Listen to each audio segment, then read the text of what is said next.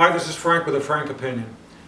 Today is second in my series on the crisis at the border, Texas border, with regard to the many children, anywhere between 2,300 and 3,000, that have been separated from their parents by the draconian, inhumane policy of Donald J. Trump, called zero tolerance.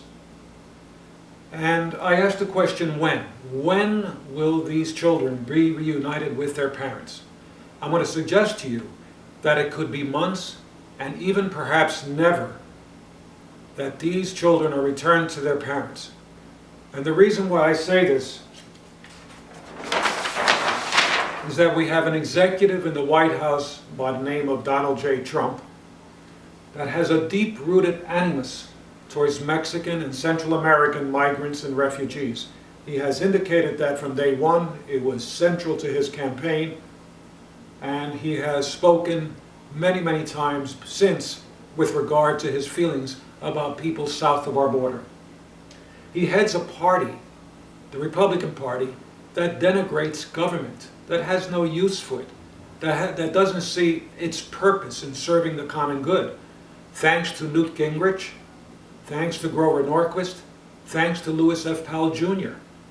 People that have no use for government can't begin to figure out how to solve this problem. He fears his base. Less than 5 months before the midterm elections, the last thing that he wants to do is display any weakness with regard to this. He may go back and forth and test the elasticity of what we will accept with regard to his outrageous behavior, but in the final analysis, he will not display any weakness with regard to the zero tolerance policy. That is my opinion, notwithstanding a judge's order. And he has surrounded himself with a cabal of senior advisors and cabinet secretaries that share his animus and nativism and are doing that within their respective areas of responsibility and their agencies. Think Chief of Staff John Kelly. Think Senior Advisor Stephen Miller. Think Attorney General Jeff Sessions, and on and on and on. What would make a difference? It would be a chief executive, whether it be a president, a governor, or a mayor. This applies for all chief executives. Who cares? Who establishes the clear goal that is unequivocal that he wants accomplished within his administration. Clear and unequivocal, no ambiguity. He appoints a leader to take charge of fulfilling that goal and gives him or her the requisite authority to move mountains if necessary in order to accomplish that goal. In the case of any governmental problem that requires cooperation across many agencies, there are two alternatives. You either appoint a central administrative person, somebody like a John Kelly. President Obama appointed for a little bit of a time Vice President Joe Biden with regard to gun control legislation, but you appoint somebody and everybody reports to that person, him or her. Or you establish a lead agency.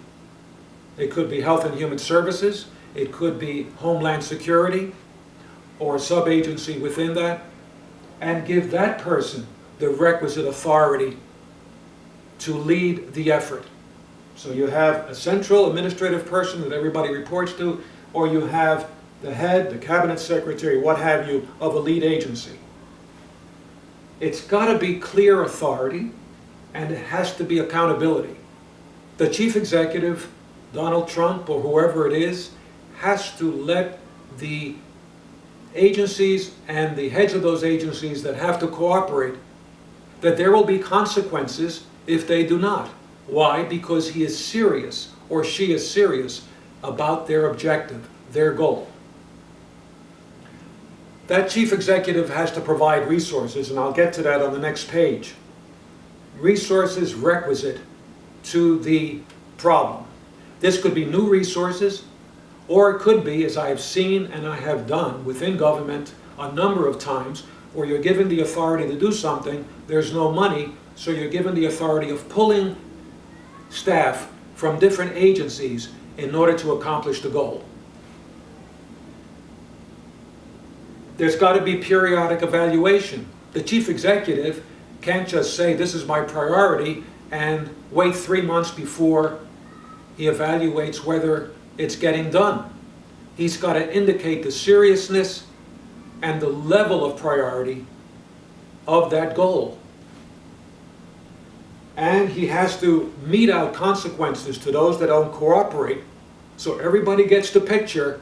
Whoever that central person is, whoever that head agency head is, they've got to have the cooperation or else. And then that chief executive, guess what, can take credit, run for re-election. So the goal here is very clear. Reuniting anywhere from 2,300 to 3,000 children with their parents in 30 days. Obviously I'm picking 30 days because the judge has indicated that it has to be done in 30 days. And I guess it's less than 30 days now. Facts. Take this to the bank.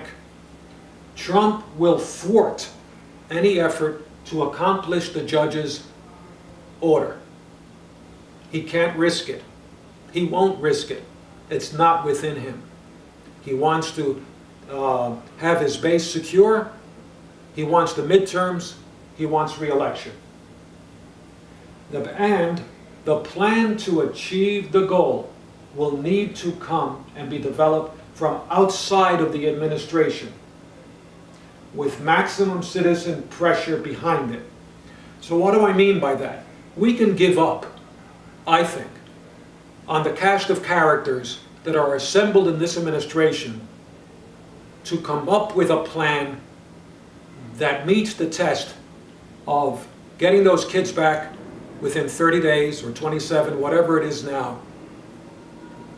It can be done. With my experience in government, having handled situations like this, it can be done. There's no reason why it can't be done. Think of the size of the military budget. Think of the size of Homeland Security. Think of the size of Health and Human Services, and on and on. We're talking 2,300 to 3,000 people reunited with their parents. You take staff from these agencies, let's say that one person per 20 or one person per 25, or even more staff if you had one person working on reuniting 10 children with their families. We're not talking about a whole lot of people, anywhere between 120 and 360.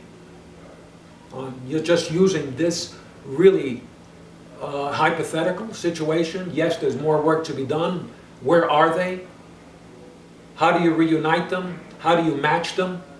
Where are they in the process? But all we're talking about in terms of this particular effort is reuniting those children with their parents. It can be done.